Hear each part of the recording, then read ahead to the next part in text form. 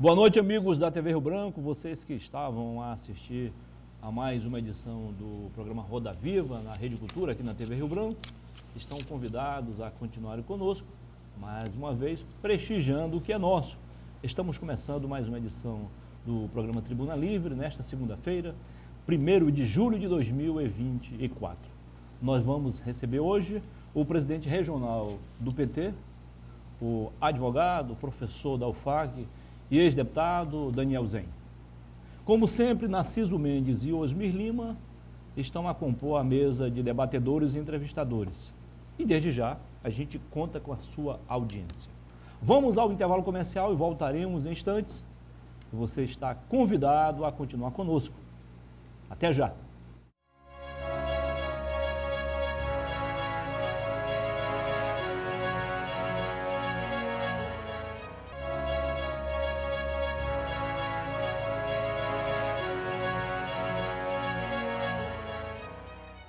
Ok, estamos de volta agora em definitivo com mais uma edição do Tribuna Livre.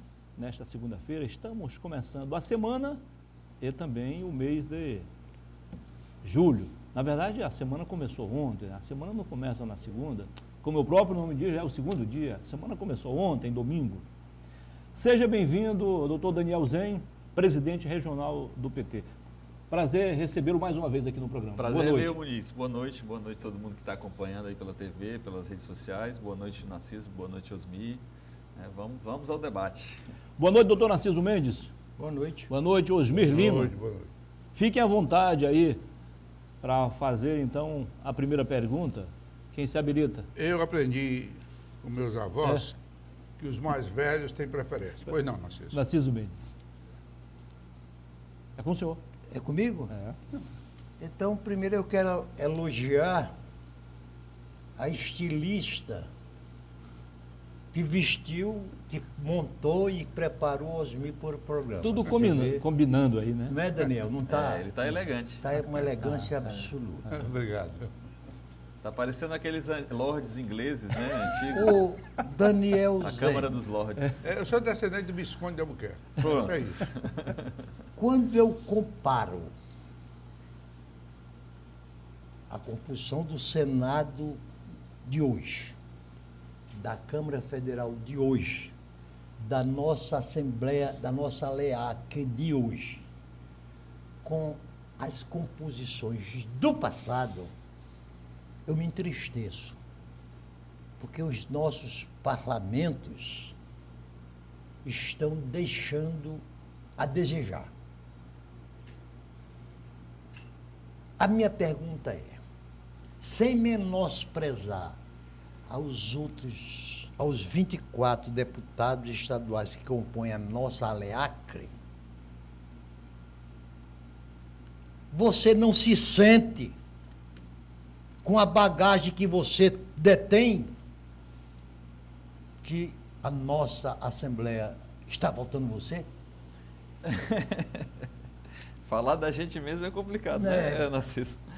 Mas, assim, eu tenho uma gratidão muito grande pelo povo do Acre, porque, que pese não ter me sagrado vitorioso na última eleição que disputei, de 22, seria um terceiro mandato, mas fui brindado com 2 mandatos, né? E no primeiro fui o segundo mais bem votado de toda a história naquela época. E depois também muito bem votado, fui o 11º melhor votado na eleição para o segundo mandato. Então, o povo do Acre me brindou, né, me presenteou com essa possibilidade de representá-lo lá na Assembleia. O que acontece hoje, Narciso, Osmir, Muniz, todo mundo que está em casa assistindo, é que, acho que até eu já falei isso em outra oportunidade aqui, é que a eleição ela virou uma grande gincana, né? Então não ganha a eleição necessariamente os mais preparados, os melhor qualificados para o exercício dos mandatos, para o exercício da função pública de representação, né? Seja aqui na Assembleia, na Câmara ou no Senado. Quem vence a eleição é quem maneja melhor as ferramentas de campanha, considerando o volume de recursos do fundo eleitoral de cada partido. Quem tem maior fundo eleitoral acaba se dando melhor, né? E quem se movimenta melhor nas comunidades, nos municípios, quem tem mais conhecidos, quem tem as melhores redes, né, os seus grupos de eleitorado, de as chamadas lideranças, né, e saber lidar com isso. Vocês dois que já foram parlamentares, também enfrentaram campanhas duríssimas, mas era diferente na época de vocês, e não era tão diferente, mas agora a coisa vamos dizer, se profissionalizou de uma maneira tal que é como eu disse, é um jogo, né? E ganhar a eleição é diferente de desempenhar mandato, né?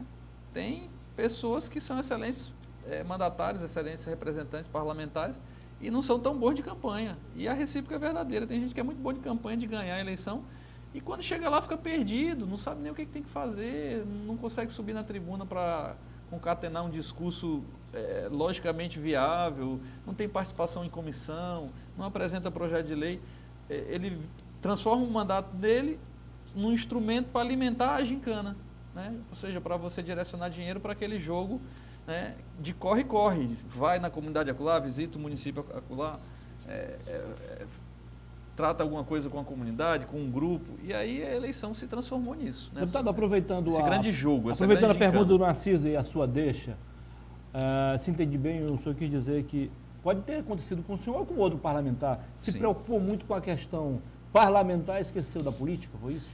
Eu não diria da política em si, Muniz, porque a atividade parlamentar interna, né, de uma Assembleia, isso. E a gente sempre falava isso lá, a gente dizia, olha, discurso de tribuna não dá voto, não ganha eleição. Participação nas comissões também participação nas comissões. Mas deveria dar, né? Deveria.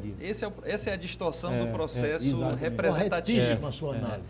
Porque o processo representativo, como a gente conheceu desde a Revolução Francesa para cá, né, desde a queda do antigo regime para a inauguração da República, né, e a instituição do constitucionalismo, do Estado de Direito, dos direitos e garantias fundamentais, é basicamente o mesmo processo de representação que nós temos desde lá, desde 1889.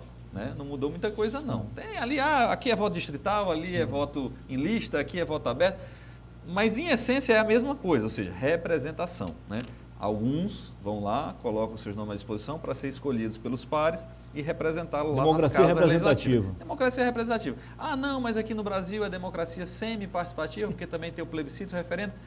Mas aqui entre nós, quase nunca nem tem, né, referendo nem plebiscito. Mas então, eu a nossa democracia é representativa. Só para concluir, Osmi, a questão, o Muniz, é que pelos formatos, pelas regras que nós temos, o processo eleitoral, e tem vários teóricos que analisam isso, ele foi se pervertendo no sentido de que, geralmente, nessa democracia representativa, existia um princípio que é a chamada escolha dos melhores. As pessoas costumam tentar escolher o melhor de si, da sua comunidade, como numa tribo. Vamos imaginar aqui uma aldeia indígena. Geralmente, quem é o cacique e o pajé? Aqueles que eles julgam melhor.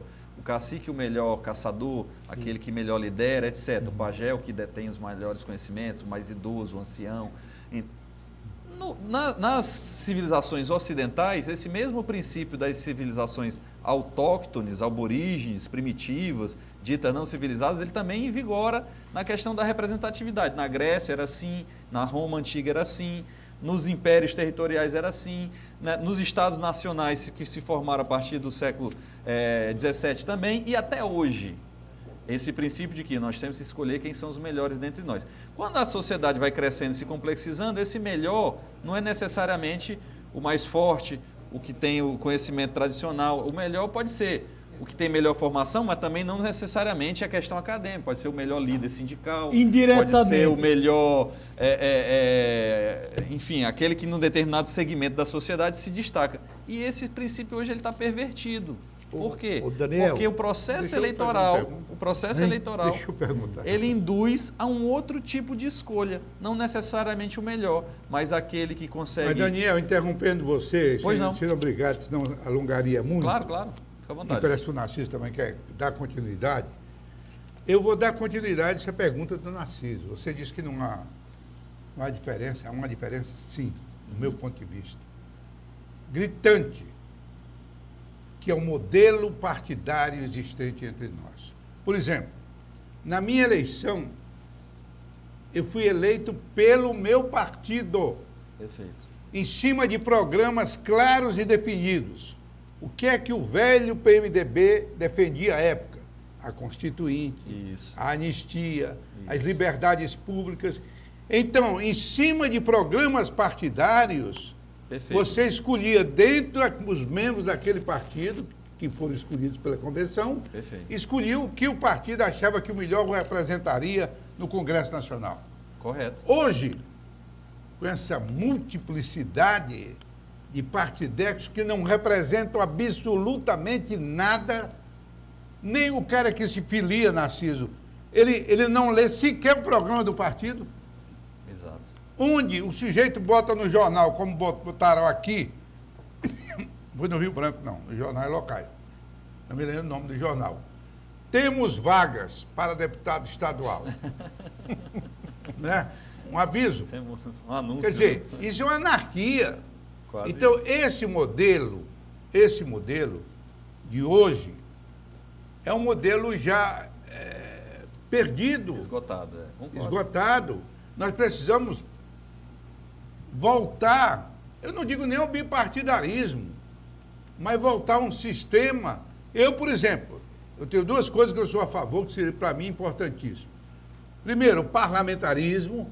Eu sou um parlamentarista convicto, que é melhor do que o presidencialismo, e o voto distrital misto.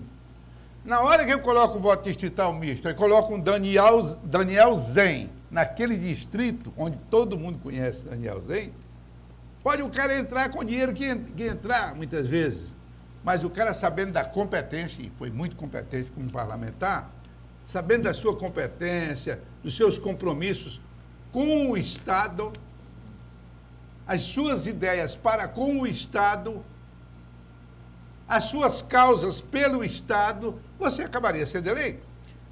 Você tem razão. Daniel, me permite só uma coisa. Claro, claro. Ainda bem que Osmi trouxe a questão à baila. Quando você estava fazendo a sua primeira exposição, eu entendi que você estava fazendo uma defesa do voto distrital, Osmi. Também. Que eu sou favorável. Você imagina um estado como São Paulo, com 800 municípios, se um candidato tem dinheiro para em cada município contratar um cabo eleitoral, o somatório dos 800 votos dos municípios... Vai favorecê-lo, né? Então, você estava fazendo indiretamente uma defesa do voto distrital? Indiretamente sim, Narciso. Não sei se eu ia conseguir chegar lá, mas a intervenção do Osmi foi decisiva e a sua também para isso. Por quê? Como eu estava dizendo, eu estava me referindo de forma mais genérica às distorções do processo da democracia representativa, da eleição, Sim. que favorece mais essa questão do dinheiro, do fundo eleitoral, etc. Você deu o exemplo perfeito. Quanto mais recursos, mais dinheiro você tem, e não é preciso comprar voto hoje em dia, não é preciso você apelar para a corrupção. Você contrata as pessoas com dinheiro legalmente, né, para as pessoas trabalharem para você. Se você tem mais dinheiro, você contrata mais pessoas em diferentes municípios. E quanto mais gente, aí você vai somando aquela votação que os seus cabos eleitorais conseguem, né, com seus apoiadores, suas famílias, etc. E aí favorece quem tem mais dinheiro. No voto distrital, é uma forma de coibir o poderio econômico. Não é que não vai precisar de recurso, vai precisar de recurso. Mas o recurso vai ser menos importante, justamente por isso, porque você tem um território ali demarcado. Diz, ó, você é candidato dessa zona eleitoral, desse distrito. Você vai andar aqui, você não precisa se tacar daqui para Cruzeiro do Sul, porque lá em Cruzeiro do Sul é outro distrito.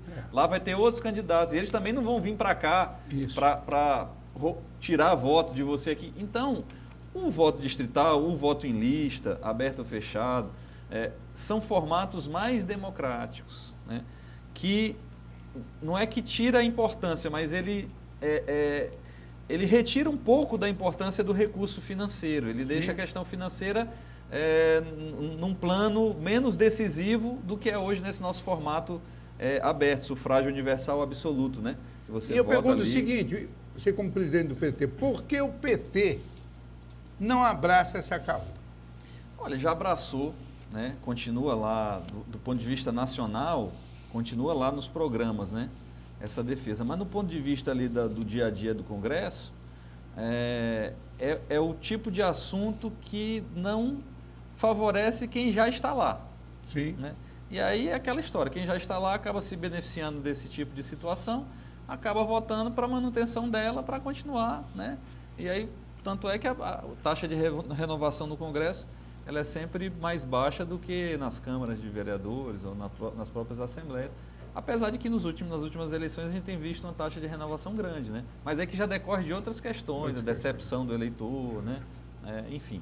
Mas é isso, realmente o nosso processo democrático, eleitoral, ele precisa ser aperfeiçoado e toda vez que se ensaia o debate, acaba tendo avanços muito pequenos, né? Nós nunca vencemos esse debate do parlamentarismo, presidencialismo, também concordo. Não sei se com o Congresso atual que a gente teria, seria um bom parlamentarismo, não.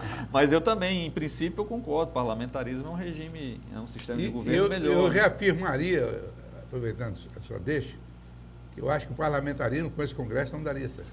Acho que também não daria, não. O parlamentarismo com esse Congresso não daria certo. Olha, Daniel, você também destacou um detalhe. É muito bom conversar contigo. Obrigado, Narciso. É bom Fico demais. feliz de vir aqui também, sempre. Até porque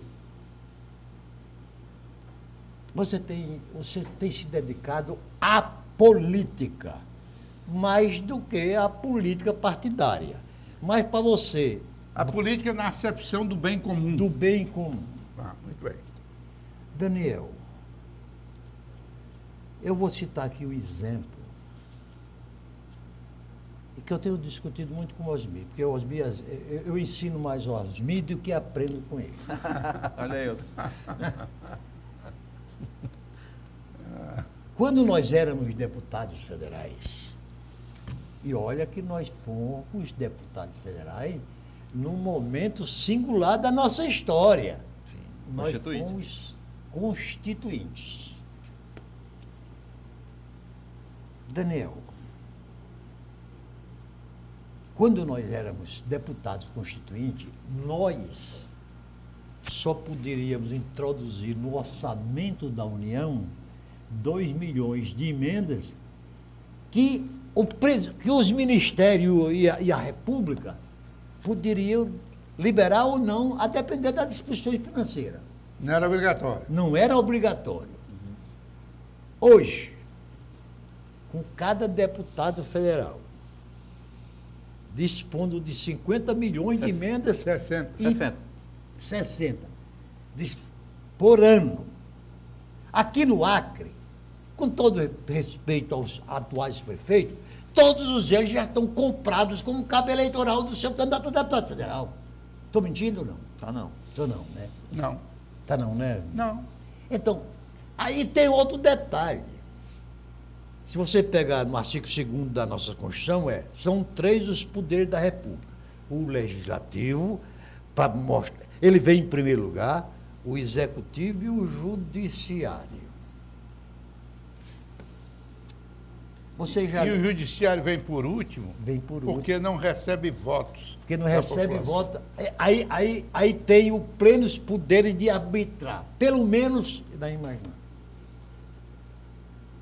E lendo, e espero que você, se não leu, procure ler um livro que foi best-seller o ano passado no mundo inteiro, Como Morrem as Democracias. Aliás, o seu exemplar está comigo, eu tenho que lhe devolver. Ah, é? Viu? Você me emprestou ele. Foi uma cobrança indireta. Foi. Então, eu achei também. Foi. Não, foi não. Eu nem me lembrava disso. Eu já passei esse livro para umas 10 pessoas aqui no Acre, que toda vez que eu passo numa livraria, eu compro um para ficar de reserva. Então, Daniel, você acha que a nossa democracia avançará quando nós temos nos cemitérios enterrados nada menos do que uns 20 partidos que existiram recentemente. O Collor foi eleito por um partido chamado PRN e não terminou o mandato nele. O Bolsonaro, e aqui não estou fazendo crítica a nenhum dos dois, Claro. E o Bolsonaro foi eleito por um partido chamado PSL, que também já está no mesmo cemitério. Está fazendo crítica ao sistema. Ao sistema. Claro. Aí me obriga... Sim. Nós temos... Vamos lá, outro. Ciro Gomes. Eu considero Ciro Gomes uma inteligência política. Sem dúvida. Mas Ciro Gomes já passou por 10 partidos distintos. Quer dizer, ele tem um desapreço pelos partidos políticos. Com pessoas assim, a nossa democracia vai melhorar? Não melhora não, Narciso. Nós temos, você citou essa questão das emendas. Hoje as chamadas emendas impositivas, somadas ao orçamento secreto, que ainda tem lá, ainda está rolando, elas são a faceta mais perversa do chamado presidencialismo de coalizão, que já passou por vários momentos, né? Como é que você compunha maioria no Congresso quando seu partido não elegia a maioria dos... Seu partido ou os partidos aliados, sua coligação, sua aliança, né? Não elege maioria, você vai compor maioria depois de eleito, né? Seja na presidência da República, seja nos governos estaduais. Aí ou você nas prefeituras. nas prefeituras. Aí você vai compor, né? Convidar outras forças, outros partidos para compor o governo, né? Você fazia isso antigamente com cargos, né? Espaços na gestão. A secretaria tal vai para o partido tal e aí por aí vai. Depois você passou por aqueles movimentos de mesada, mensalinho, mensalão e suas variantes, né? Coloca o dinheiro ali no partido, nos parlamentares, para ele votar assim, assado, cozido, torrado. E hoje em dia é com as emendas, né? Se libera mais para um ou libera menos para outro, em que pese que boa parte das emendas são obrigatórias hoje em dia. Com a introdução da imposição na liberação da emenda, a chamada emenda impositiva, a obrigatoriedade de liberar o recurso, e chegando nesse patamar astronômico, eu não sou contra não que o parlamentar tenha afinal de contas quem aprova o orçamento é o parlamento. Então os parlamentares têm que também ter o direito de dizer aonde quer alocar aquele recurso. Mas uma coisa é você alocar recursos em programas estratégicos do Estado brasileiro, etc. Outra coisa é você ter aquele dinheiro para colocar onde você quiser, do jeito que você quiser, sem critério, uma coisa mais absurda do mundo. E como você disse, acaba tornando prefeitos e até governadores reféns desse processo de destinação e liberação de emenda, que se vinculam, né, numa troca de favores a se transformar em cabos eleitorais futuros daqueles parlamentares. Isso é o chamado parlamentarismo orçamentário, que nada mais é do que uma variação cruel do presidencialismo de coalizão na sua versão mais recente. Nós estamos vivendo isso no momento. Nós estamos vivendo exatamente isso nesse momento, no presente governo, né? E esse fenômeno, Narciso, está chegando nas assembleias estaduais. Quando eu entrei na Assembleia, primeiro mandato... Está chegando nas câmaras municipais. Deixa eu lhe dizer uma coisa, Nós vamos no intervalo comercial e na volta... Isso, eu venho com esses números aqui. Sai os números aí, só para ficar na expectativa. E você, claro, que está nos acompanhando, não vai ficar de fora.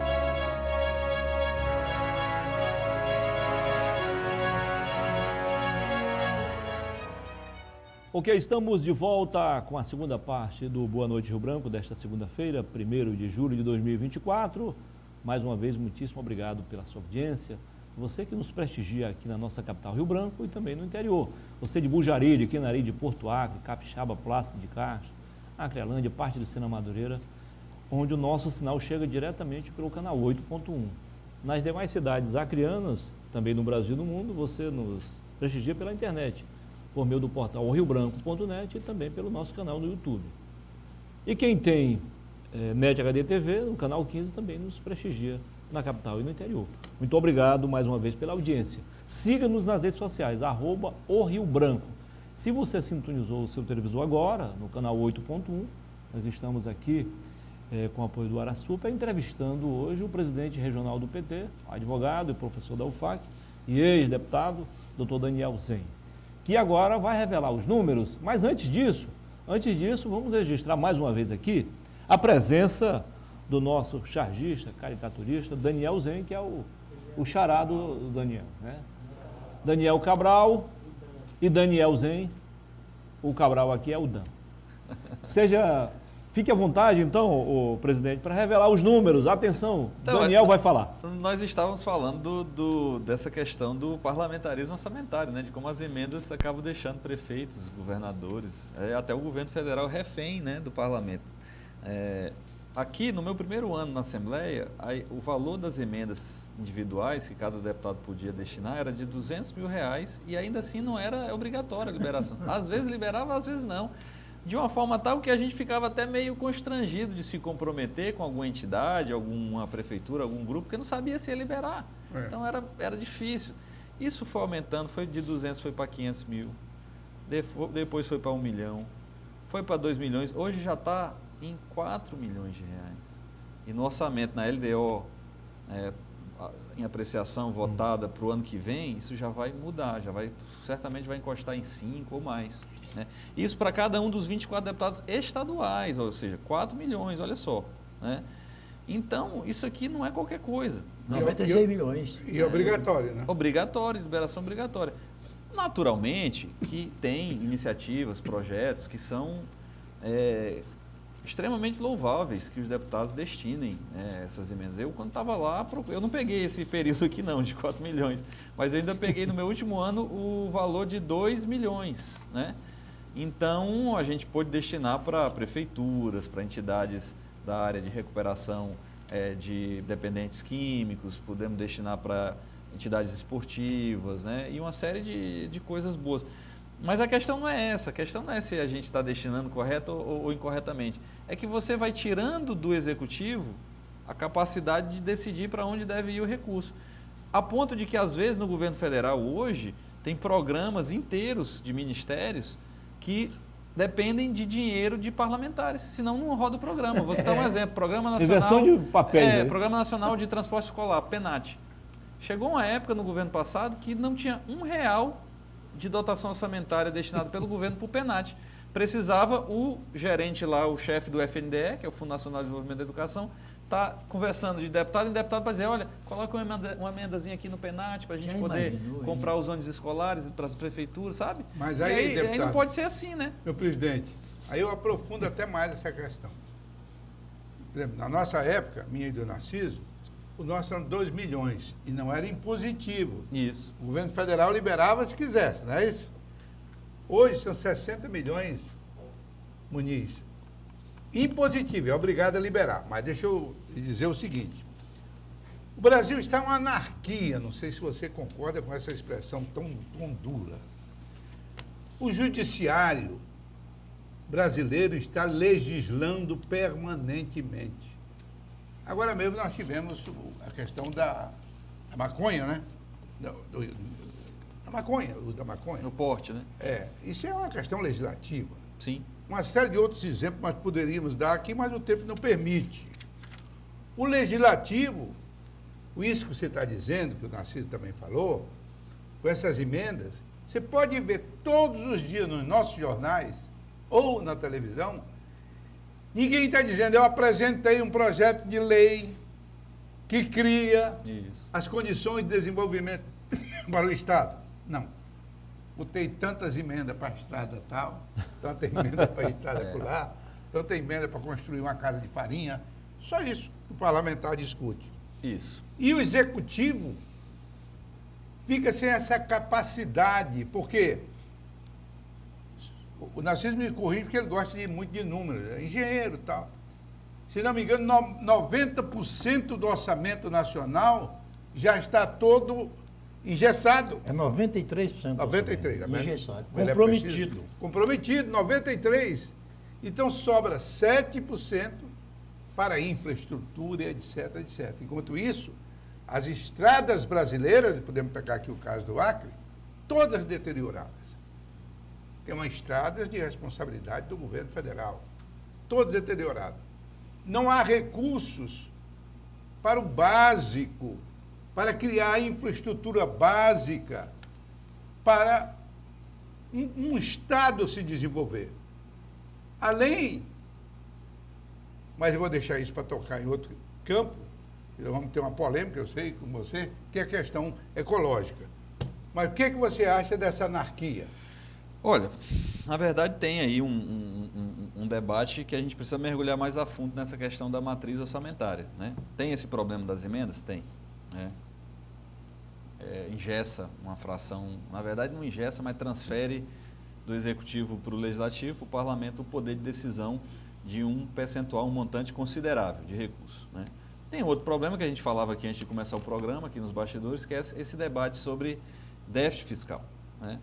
Você tem aí uma grita dos economistas mais alinhados com o mercado financeiro, né, com o rentismo, pela teoria do déficit fiscal zero. Olha, o governo não pode gastar mais do que arrecada. E todos os governos do mundo inteiro, de direita ou de esquerda, comunista ou capitalista, fazem isso, gastam mais do que arrecada. Né? A questão é até que limite você pode gastar mais do que arrecada. Não pode ultrapassar um determinado limite.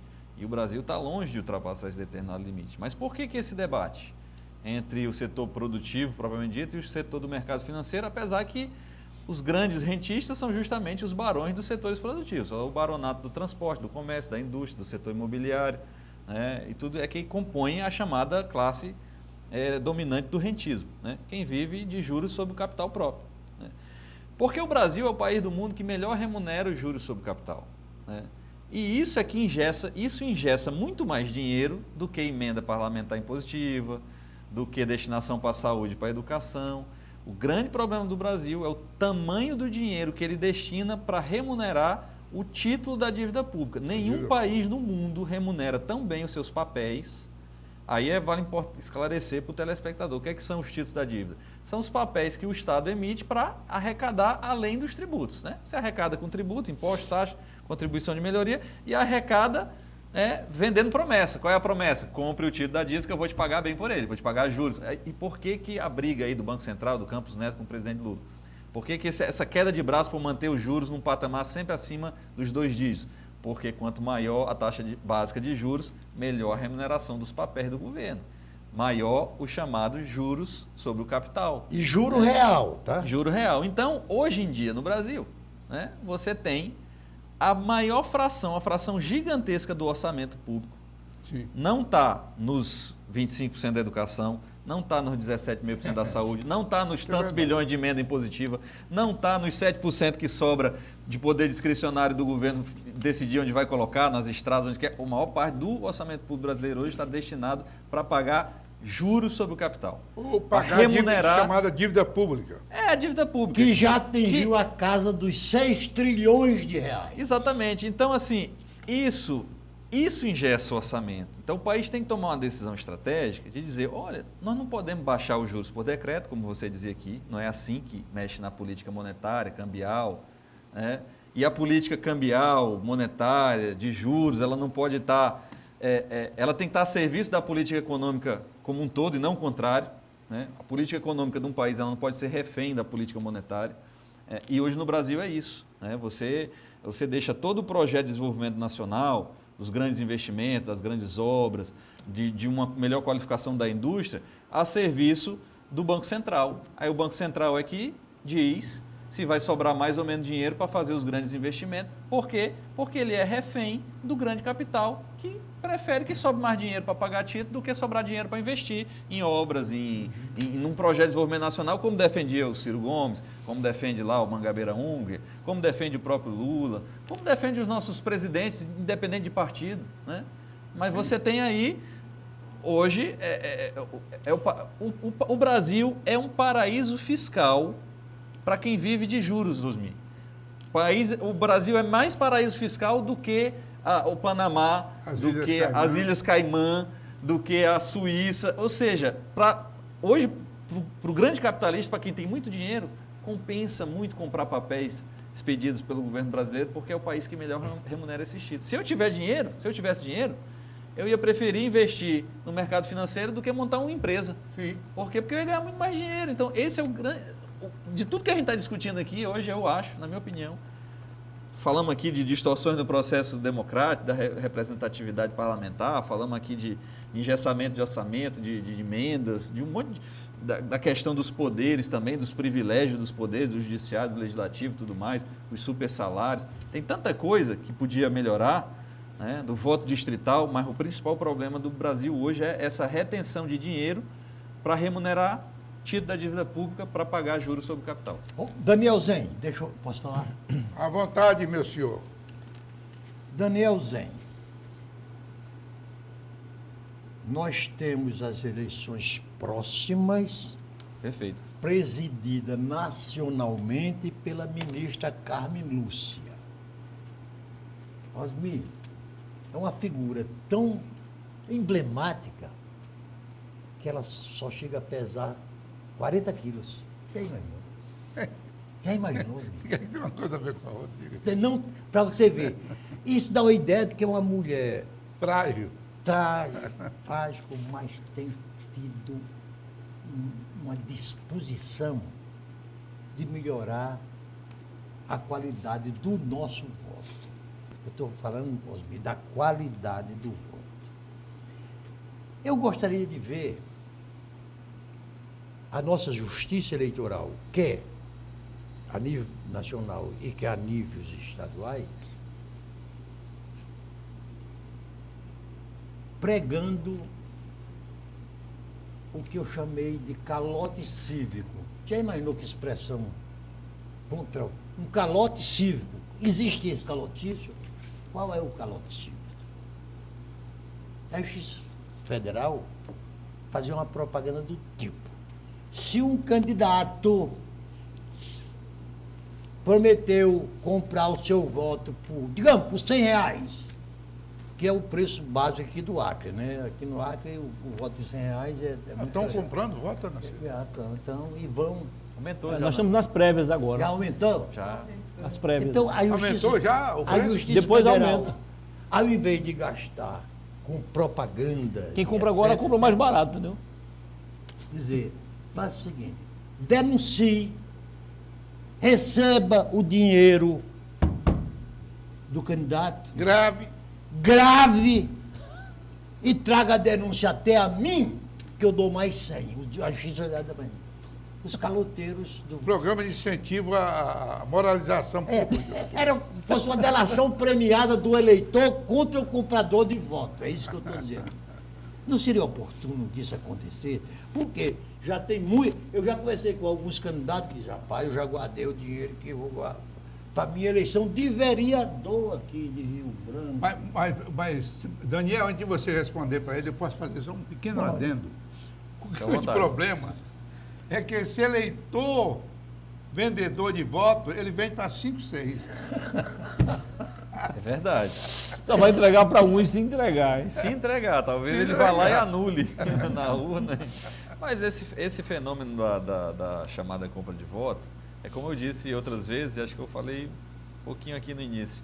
Hoje em dia ele já é institucionalizado, ele está legalizado.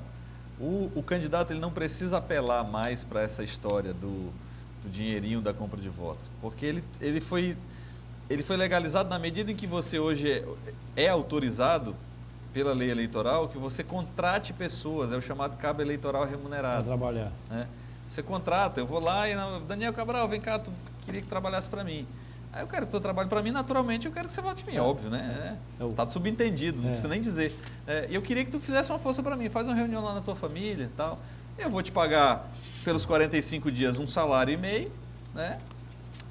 Um mês e meio, um salário mínimo e meio, com recolher os tributos, como a legislação exige, e tá ali, e cara, e aí tu me ajuda lá e tal. Então, virou uma compra de voto, entre aspas, legalizado na forma de contratação de mão de obra de trabalho eleitoral, né? Então, é assim que funciona, Narciso. Ninguém precisa comprar voto mais. E assim nós Basta vamos... ter dinheiro para contratar a maior quantidade possível de cabos eleitorais e conquistar o voto dele e de suas famílias. E aí você está eleito. Muito bem, e assim nós vamos a mais um intervalo comercial e voltaremos em instantes com a terceira e última parte do nosso programa de hoje, Tribuna Livre, aqui na sua TV Rio Branco, canal 8.1. Até já.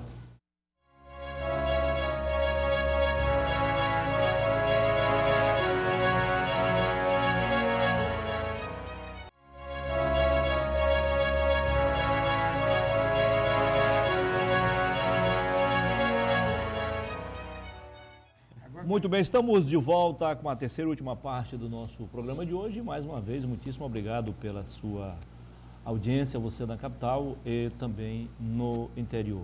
Se você ligou o seu televisor agora no canal 8.1, TV Rio Branco, Rede Cultura, estamos aqui desde o início do programa recebendo o presidente regional do PT, advogado, professor da UFAC e ex-deputado Daniel Zen. Presidente, não é uma pergunta, apenas um pequeno comentário, porque a pergunta vai ser feita pelo Osmir, mas ainda sobre a questão da emissão de títulos e tal, é importante porque o governo acaba se capitalizando, investindo mais em saúde, educação e principalmente em obras de infraestrutura, e isso tem dado certo nesse primeiro semestre. Nos últimos 10 anos, por incrível que pareça, a geração de emprego no semestre, não digo no ano, nos últimos 2 anos, mas no semestre, foi a melhor média.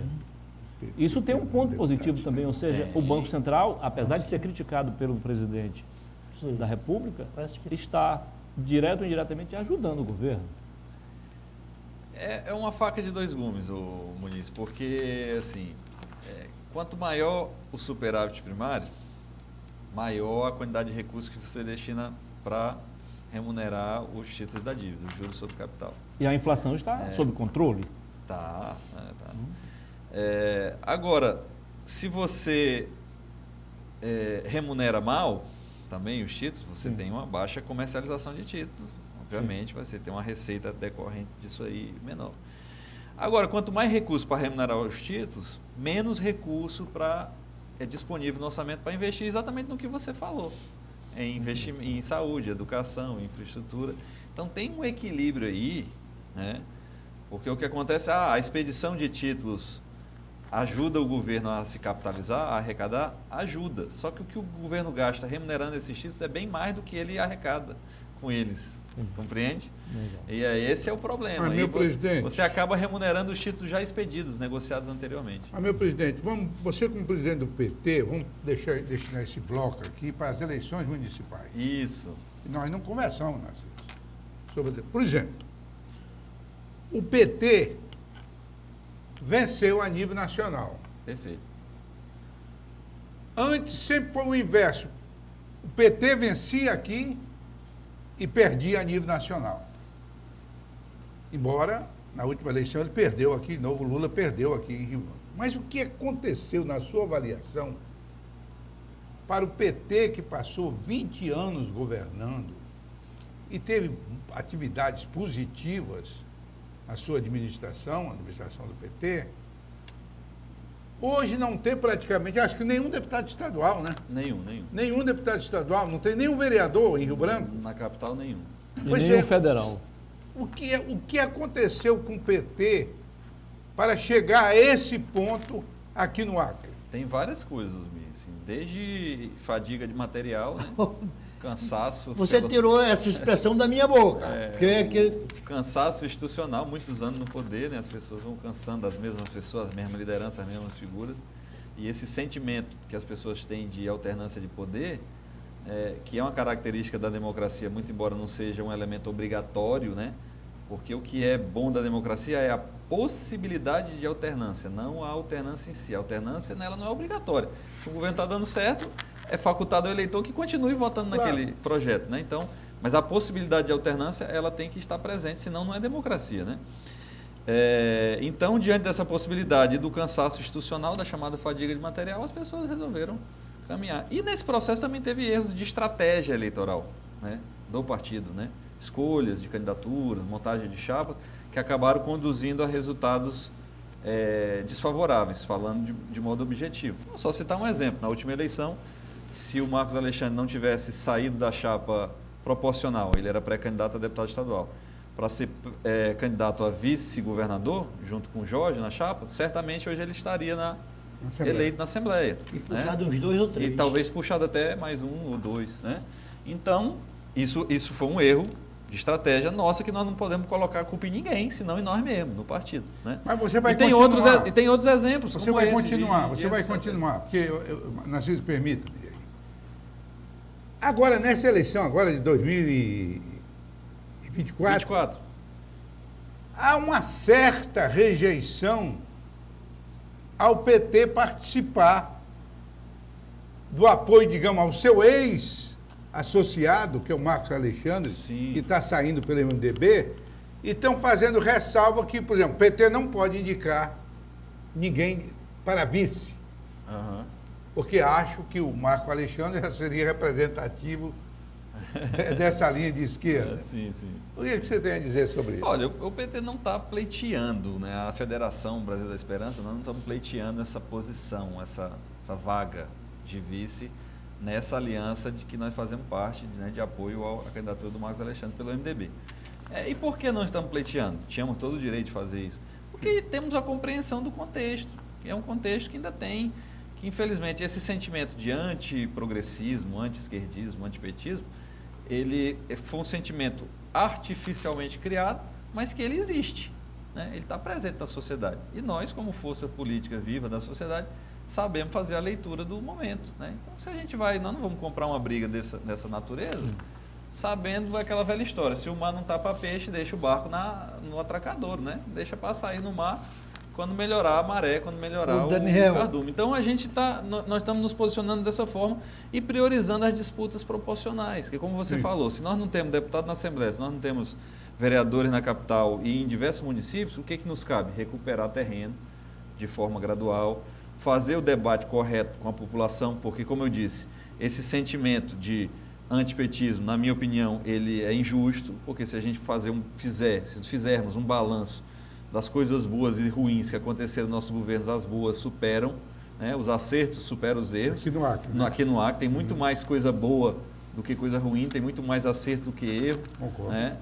Em termos de obras, de realizações, de programas sociais. Então, não justifica as pessoas terem essa rejeição. Mas elas têm. E se elas têm, eu tenho que saber lidar com isso, Daniel, né? Dialogar com tranquilidade, com calma, tentar, né, mostrar a realidade. E como é que a gente faz isso? Recuperando o espaço e o terreno perdido pelas bordas. Não adianta a gente, numa hora como essa, colocar lá um candidato majoritário, Osmi, para fazer a disputa para tomar fumo, para falar o popular aqui. Ou fazer uma queda de braço com os outros partidos aliados lá da coligação para indicar um vice. Presidente, rapidinho, Né, rapidinho, doutor MDB. Narciso. Não, olha, tem 10 rapidinho aqui a dele. partidos na coligação. Além de Chapuri, que vocês vão com Bira Vasconcelos para a reeleição, onde mais o PT vai lançar candidato Então, Muniz, próprio? vamos ter candidatura própria em Chapuri, na sucessão do prefeito Bira, que é o nosso companheiro Erivelto. Vamos ter candidato em Porto Walter, né, com o ex-prefeito Neusari Pinheiro, né, e vamos ter candidatura em senador Guiomar, nossa querida Quinari, com o nosso companheiro Adonai Brito. Ok. Temos um candidato a vice-prefeito do PT em Feijó, que é o ex-prefeito também Francimar Fernandes, candidato a vice na chapa do pré-candidato, né, Cadmiel Bonfim. E ainda tem municípios em que o debate de composição de vice ainda está em aberto com a possibilidade. E temos também um candidato a vice-prefeito em Assis Brasil, né, que é o sargento Reginaldo, atual vice-prefeito, candidato à reeleição no posto do prefeito Jerry Correia. Esse questionamento que o Osmi levantou, ele foi tão oportuno. Obrigado, Narciso. Foi não. Daniel, até 5 anos atrás, só existia 2 estados do Brasil que um mesmo partido havia elegido 5 governadores consecutivos. Isso. O PT aqui no Acre São Paulo. e o PSDB em São Paulo. Exato. Osmi, a meca do PSDB foi o estado de São Paulo. São Paulo. E de lá migrou para Minas Gerais, para o Paraná. Isso. E acontece que o PSDB hoje não tem nenhum vereador na Câmara Municipal de São Paulo, que são 60 vereadores. Olha só. Repetiu-se aquilo lá também. Você usou uma expressão que eu ia usar, então, como você usou primeiro, eu vou tomar emprestado de você. A expressão é fadiga do material. A fadiga do material, e eu como engenheiro posso assim me expressar, ela é tão violenta que ela fadiga até o metal. Sim. Torna o metal quebradiço. Então, hoje, essa ausência do PT na política acreana, confirmando, e pode ser adversário, gostar ou não do PT, e ninguém foi mais antipetista no Acre do que eu. Verdade. Não é verdade? Hoje eu vejo uma arruma de proxenetas que mamaram nas tetas do partido do PT até sangue. Porque, na realidade, todas as grandes obras feitas nesse Estado foram feitas nos governos petistas. E eu fazia oposição a este partido que estava no poder. Inclusive as pontes todas. Daqui para Sim. Cruzeiro do Sul. Todas Essas as pontes daqui a Cruzeiro do Sul não seria construída daqui a 50 anos se não fosse a influência. São 35 pontes. 35. na cidade. Então, Daniel, vocês vão superar a fadiga do material?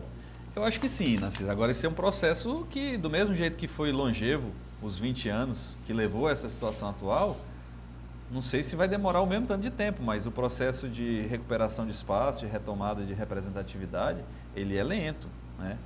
E nós temos que ter essa consciência, né? Porque ele é um processo geracional.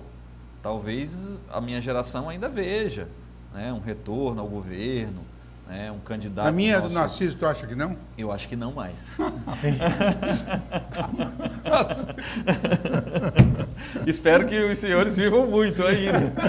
Mas é por esse senso de ciclos políticos. Os ciclos políticos, eles são ciclos de 20, 30, 40 anos, né? Então, são demorados. E a gente tem que ter, se a gente tiver a tranquilidade para reconhecer isso, aí você deixa a ansiedade, o avexame, a pressa de lado.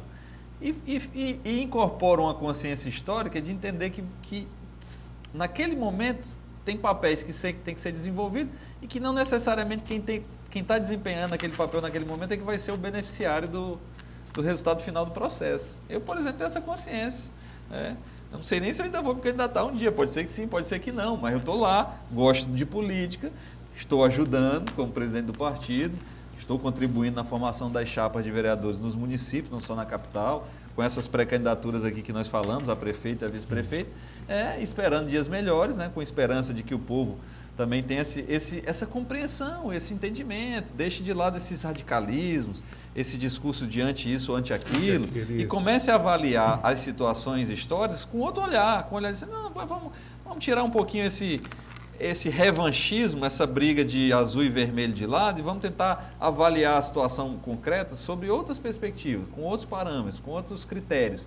Eu tenho certeza que quando a população faz isso, ela tem um outro tipo de conclusão, um outro tipo de leitura, né? E aí vai ter um olhar generoso, por exemplo, para os feitos do governo do ex-governador Jorge Viana, do ex-governador Binho, do ex-governador Tião, do ex-governador Flaviano, do ex-governador Edmundo Pinto, enfim, de quem quer que seja, e vai olhar assim, vamos realmente avaliar aqui de uma forma mais amistosa, né?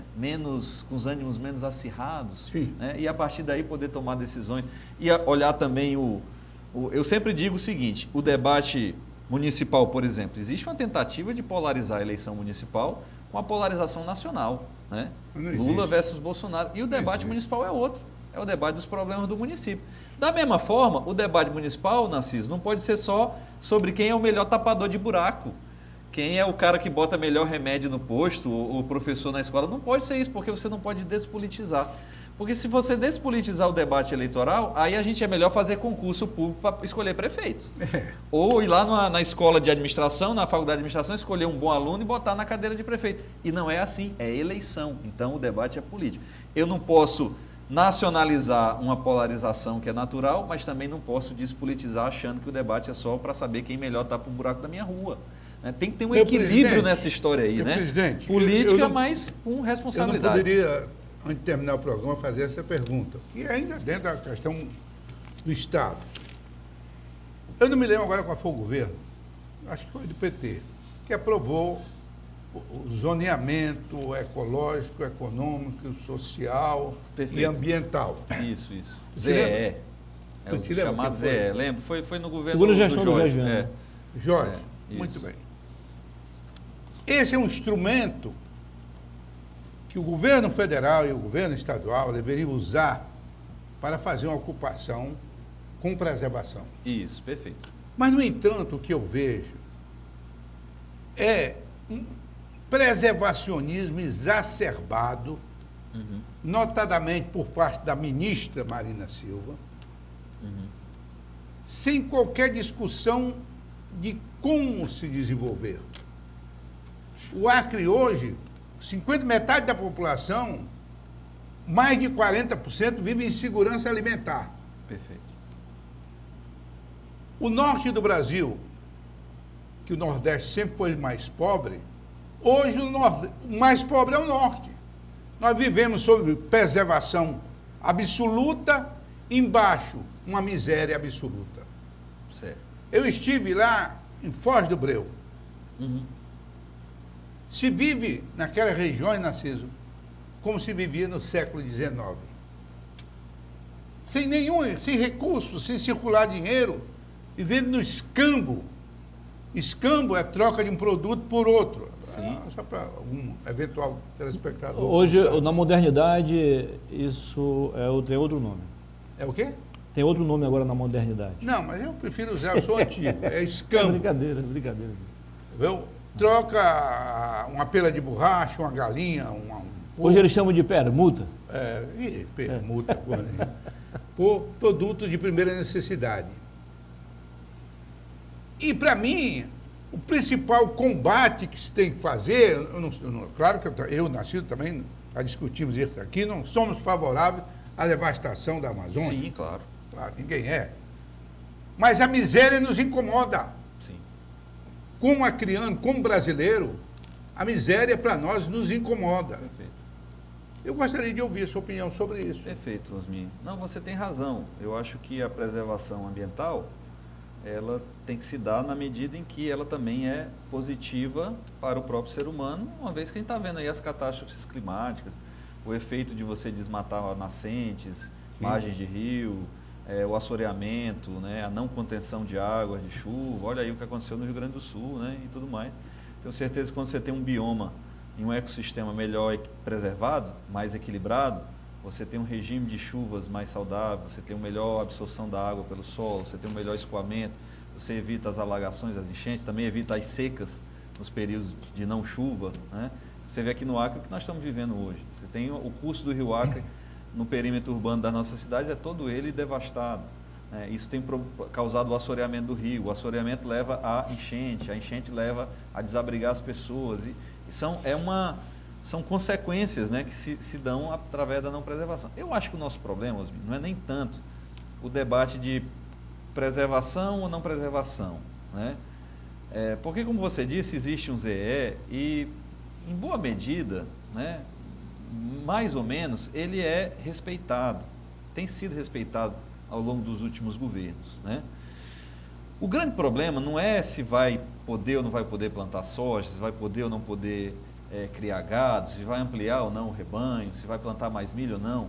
A grande questão é que esse debate é o debate de que a matriz do desenvolvimento ela não pode estar escorada numa única solução econômica, como se ela fosse a panaceia dos problemas locais de empregabilidade, que não é. Por exemplo, monocultura, é importante que tenha soja, é importante que tenha o milho, é importante que tenha o gado, mas são atividades econômicas de baixíssima geração de emprego. Porque, por exemplo, numa fazenda com 1000 cabeças de gado, 2 peões dá conta, né? E em várias glebas de agricultura, e você precisa para criar 1000 cabeças de gado de quase 1000 e tantos hectares, né? A não ser num sistema com alta tecnologia, de alto custo, com rotação de pastagem, com alimentação extra, né? E etc, minerais, sais, etc. Então, as monoculturas, elas são atividades que geram muita renda, é verdade, tem uma remuneração elevada, mas distribui pouco essa renda arrecadada. Por quê? Porque ela se concentra muito na mão do dono do meio de produção, do fazendeiro, do industrial, etc. As monoculturas. Quando você tem uma matriz de desenvolvimento que, além da monocultura, que é importante, tem que estar presente na matriz, ela diversifica para outro tipo de atividade, industrial, comercial, de agricultura familiar principalmente. Você falou na insegurança alimentar. Quem garante quem elimina a insegurança alimentar, quem garante segurança alimentar na mesa das pessoas é a agricultura familiar, não é o agronegócio. Porque o agronegócio é monocultura, é soja, é milho, né? É gado, é café. São essas atividades que ninguém fica comendo soja cozida, nem esses são as chamadas commodities, serve para alimentar a grande indústria alimentícia dos processados, etc. Como eu disse, são atividades importantes, tem que estar presente, tem que ter, e elas são responsáveis por uma fatia considerável do PIB acreano, por exemplo. Mas o nosso problema é que você não tem diversificação da matriz produtiva. E aí, quando você não tem diversificação, o que acontece? Concentra em uma meia dúzia de atividades. Eu sei. Mas e aí, esse dinheiro não circula. Mas eu amplio mais isso aí pelo seguinte, agora mesmo estou lendo no jornal que a população de Porto Walter está fazendo um movimento, Narciso, porque o rio baixou tanto que não está dando para ir embarcações maiores para lá para levar os produtos. Sim, perfeito. E cadê a estrada? Exato. Como impedir uma estrada que o governo tem como proibir qualquer ocupação no Não, seu eu acho que tem que no seu ter. leito? Esse debate da estrada lá de Portugal tem que haver. E tem que tomar os cuidados, fazer a salvaguarda, né? Cuidar Exatamente. do impacto ambiental da estrada. Mas a Exatamente. estrada, ela deve existir. Eu sou favorável à Suas estrada. considerações finais, Osmir. Não, eu sinto-me sempre satisfeito quando vou entrevistar o Daniel Zen pela sua competência, sua inteligência, seu conhecimento das causas Obrigado. dos problemas amazônicos, em particular, crianos. Então, eu espero que você venha sempre aqui ao programa. Doutor Narciso, Daniel Zen, eu só vou ficar satisfeito no próximo programa que ele aqui que comparecer, né? Né? É. Porque, Daniel, você precisa continuar ensinando, dando um pouco de si em prol da nossa atividade política. Eu estou fazendo isso. Antigamente, quando eu militava politicamente, que eu chegava num ambiente, 50% me amava e 50% me odiava. É assim mesmo. Era assim mesmo. E hoje, eu chego num ambiente, eu não vejo mais ninguém me amando, mas também não percebo ninguém me odiando. E o que é que eu estou fazendo? Lendo. Ontem mesmo, preguei meus olhos no debate Trump-Biden. Por quê? Porque a eleição americana exerce uma influência muito grande na eleição do Brasil. Já a eleição do presidente do Brasil tem pouquíssima influência lá. Deixa eu quebrar um pouco o protocolo e fazer só uma ligeira observação a você. Você está contribuindo não só com a leitura, você está vindo também para cá, colocar a sua experiência aqui nesse programa, a sua vivência, a sua visão, que pode ou não, quem quiser discordar da gente. Então, Daniel, muito obrigado pela sua presença. Você é uma figura importante na política acreana, com ou sem mandato. Obrigado. Porque eu estou me propondo a dar a minha pequeníssima contribuição e garantindo que nunca mais na minha vida eu serei candidato. Até porque, Daniel, eu vou encerrar com uma frase de autoria de Roberto Campos. A política foi a amante que eu mais amei e a que mais me corneou. Essa é boa. muito bem. De Daniel para Daniel. De Daniel Cabral para Daniel Zen. A arte dele, a caricatura estampada aí no papel. Foi boa. Tá O vendo? presidente vai levar para colocar lá Com certeza. no escritório dele. Obrigado, né? meu xará. Valeu, Daniel. Obrigado. Um abraço, Dan. Muito obrigado. Presidente Daniel Zen, foi um prazer recebê-lo aqui. Suas considerações finais. Não, só A exemplo do doutor Narciso, você também, eu digo que você também ajudou a engrandecer o nosso programa hoje. Acredito que Muito aumentado obrigado. também a audiência. Obrigado, Muniz, obrigado, Narciso, obrigado, Osmir, obrigado a toda a equipe técnica aqui, o Márcio, o Daniel, todo mundo aqui da TV. E é uma satisfação sempre a gente vir aqui conversar e debater um pouco sobre política e tantos outros assuntos. Estou sempre à disposição. Muito obrigado. Muito bem. Sucesso. E a você que esteve conosco, muitíssimo obrigado pela audiência. Boa noite e até a próxima segunda-feira, se Deus quiser. Que Ele, Deus, conceda a todos nós uma semana de paz, de harmonia e de prosperidade. Até a próxima segunda-feira, se Deus quiser, mas não mude de canal, continue conosco, porque eu vou só mudar o blaze e volto já com mais uma edição do Boa Noite Rio Branco, aqui no canal 8.1. Até já.